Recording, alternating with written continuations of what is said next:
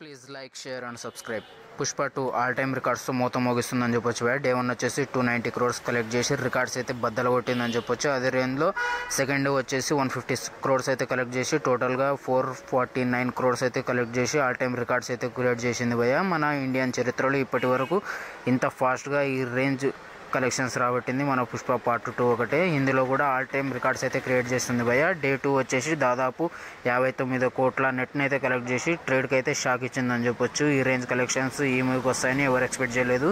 అందరు ఎక్స్పెక్టేషన్స్కి మించి అయితే ఈ మూవీ కలెక్షన్స్ రాబడుతుందని చెప్పొచ్చు. దాదాపు వీకెండ్లోవి 80% రికవరీ ఛాన్సెస్ అయితే గట్టి కనబడుతున్నాయి.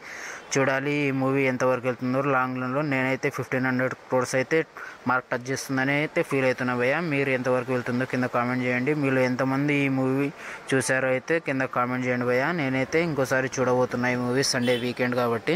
ఇప్పటికైతే ఈ మూవీ మీద మంచి రెస్పాన్స్ అండ్ ఆల్ ఓవర్గా అయితే మంచి బ్లాక్ బస్టర్ హిట్తో అయితే థియేటర్లో దూసుకెళ్ళిపోతుంది భయ్య. ఈ మూవీ గంగమ్మ తల్లి జాతరకి అయితే సపరేట్ ఫ్యాన్ బేస్ ఏర్పడిందని చెప్పొచ్చు. గంగమ్మ తల్లి జాతరకి అండ్ లాస్ట్ క్లైమాక్స్ ఫైట్కి అయితే